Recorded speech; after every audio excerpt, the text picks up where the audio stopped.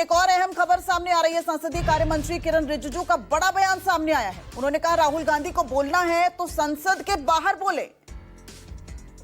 तो किरण रिजिजू की तरफ से यह बयान सामने आया। एक के बाद एक बयानबाजी, साथ ही साथ बोलने न दिया जाना, यह सब अहम वजह बनती जा रही है, जिसकी वजह से विपक्ष अब एक बड़ी रणनीति की तरफ बढ़ता नजर आ रहा है।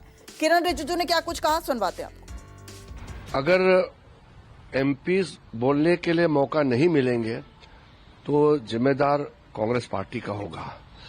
कांग्रेस पार्टी एक राहुल गांधी जी का एक जिद को लेकर के सदन को ठप करके रखा हुआ है। राहुल गांधी जी अपना बात बोलना है तो 24 घंटे वो बोलते ही हैं। प्रेस कॉन्फ्रेंस करके बोले, जहां भी बोले भाषणबाजी करते ही हैं। तो आज भी संसद का सत्र हंगामेदार रहने की आशंका जताई जा रही थी और अब देखिए लोकसभा की कार्रवाई को 12 बजे तक के लिए स्थगित कर दिया गया है। इस बड़ी खबर पर लगातार बने हुए हैं रमन कुमार, हमारे सहयोगी हमारे साथ जुड़ गए हैं।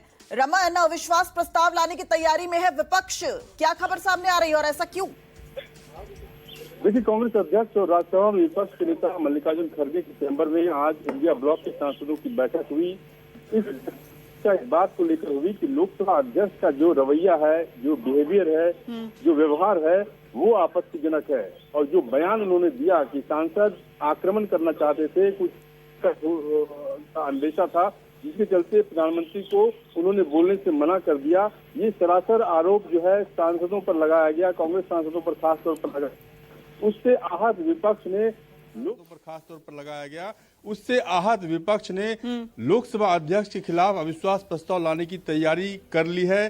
पूरी चर्चा हुई इस बात को लेकर कि ओम बिरला के खिलाफ अविश्वास प्रस्ताव लाया जाए और इस बात को लेकर भी बात हुई कि जिस तरीके से लोकसभा अध्यक्ष का रवैया रहता है वो सत्ता पक्ष के इशारे पर चलते हैं और विपक्ष के सांसदों की भावना को नजरअंदाज करते हैं।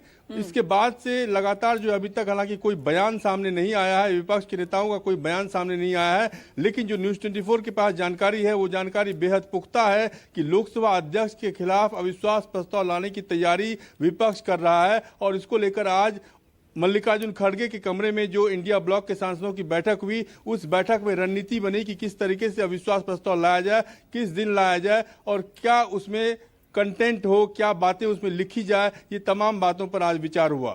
संसदीय प्रणाली के हिसाब से देखा जाए रमन, तो किसी भी नेता के खिलाफ अविश्वास प्रस्ताव लाना या फिर स्पीकर के खिलाफ अविश्वास प्रस्ताव लाना, ये कितनी बड़ी बात होती है और क्या विपक्ष अब इस मुद्दे पर एकजुट नजर आ रहा है? क्योंकि इससे पहले भी हमने देखा जगदीप धनखड़ के खिलाफ अविश्वास प्रस्ताव लाने की तैयारी में था विपक्ष, हालांकि ला नहीं पाया था।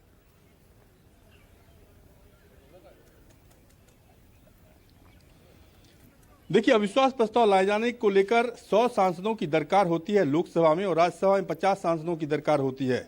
और लोकसभा में कांग्रेस के पास 99 सांसद हैं। उसके अलावा कई इंडिपेंडेंट और निर्दलीय सांसदों का समर्थन कांग्रेस पार्टी को प्राप्त है। लेकिन चूंकि ये अविश्वास प्रस्ताव सिर्फ कांग्रेस पार्टी का नहीं होगा, ये अविश्वास प्रस्ताव इंडिया ब्लॉक के सांसदों का होगा। ठीक है, इसीलिए समूचे विपक्ष का ये अविश्वास प्रस्ताव होगा।